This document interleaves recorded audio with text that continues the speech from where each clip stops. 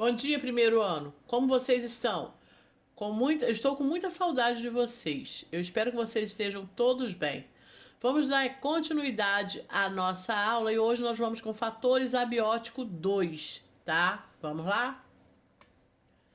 Em ecologia, denominam-se fatores abióticos todas as influências que os seres vivos possam receber em um ecossistema, derivadas do aspecto físico-químico ou físico-químicos do meio ambiente, tais como luz e a radiação solar, a temperatura, o vento, a água, a composição do solo, a pressão e outros, como nós vimos lá na primeira parte. Fatores abióticos é o conjunto de todos os fatores físicos que podem incidir sobre as comunidades de uma região. São os fatores abióticos que vai determinar muita coisa entre os seres vivos daquela comunidade. Eles influenciam o crescimento, atividades e as características que os seres apresentam, assim como sua distribuição por diferentes locais. Esses fatores variam de valor de local para local, determinando uma grande diversidade do ambiente. Para entender os ecossistemas, é fundamental entender também os fatores e componentes abióticos. Esses fatores são, por definição, aqueles que não possuem vida. O solo, a luz solar, a temperatura, a água são exemplos de fatores abióticos. Esses componentes podem ser determinantes do desenvolvimento dos fatores bióticos, que são os seres vivos. Podemos considerar como os principais fatores e componentes abióticos em um ecossistema: radiação e luz solar, vento, pressão atmosférica, calor, variação da temperatura, umidade do ar, água, chuvas, salinidade, solo, nutrientes existentes na água e na terra. Bom, como muitos aí a gente já viu, a gente hoje vai só dar continuidade, tá bom?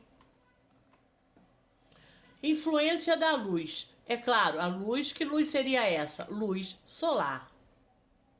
A luz é uma manifestação de energia cuja principal fonte é o Sol. É indispensável ao desenvolvimento das plantas. De fato, os vegetais produzem a matéria de que seu organismo é formado através de um processo que é a fotossíntese, realizada a partir da captação da energia luminosa, energia essa formada pelo Sol. Luz. Praticamente todos os animais necessitam de luz para sobreviver. São exceção algumas espécies que vivem em caverna. Vamos lá, são exceção algumas espécies que vivem em cavernas. Espécies cavernícolas, que recebem o nome por elas viverem em cavernas. E as espécies que vivem no meio aquático, a grande profundidade, que são as espécies abissais, em grande profundidade, aonde não incide a luz solar. A luz influencia o comportamento e a distribuição dos seres vivos e também as suas características morfológicas. Fotoperíodo. De um modo geral, os seres vivos são influenciados pelo fotoperíodo. Fotoperíodo é a variação da duração do dia e estimula frequentemente os seres vivos a alterar os seus comportamentos.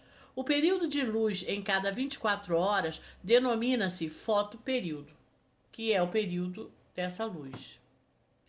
Adaptações dos animais. No inverno, os dias mais curtos funcionam como um mecanismo de disparo que alerta os animais para o início de suas migrações ou os prepara para a hibernação.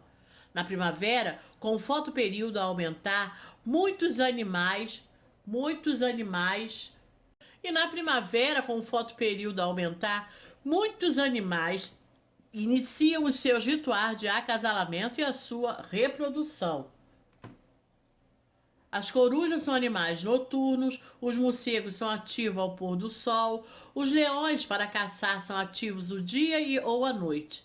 O fotoperíodo condiciona a atividade de muitos animais que apresentam, assim, hábitos diurnos, quando são mais ativos durante o dia, ou hábitos noturnos, quando são mais ativos durante a noite. Alguns animais de hábitos crepusculares preferem o final do dia para aumentarem a sua atividade.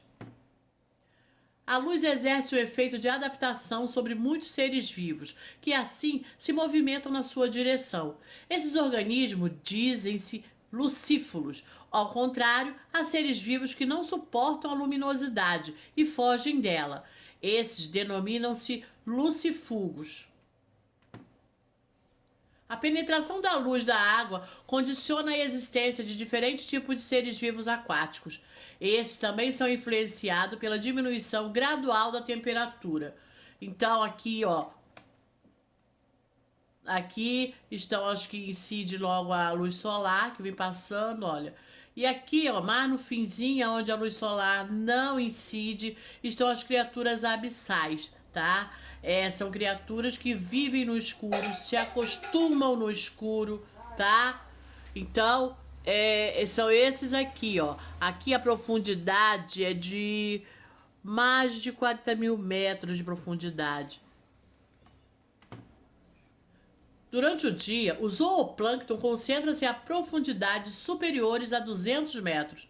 À noite, sobe na coluna de água para águas superficiais, onde está o fitoplâncton que lhe serve de alimento. Tudo isso daqui, olha. Aqui o fitoplâncton, que vai servir de alimento para todos esses seres vivos aqui.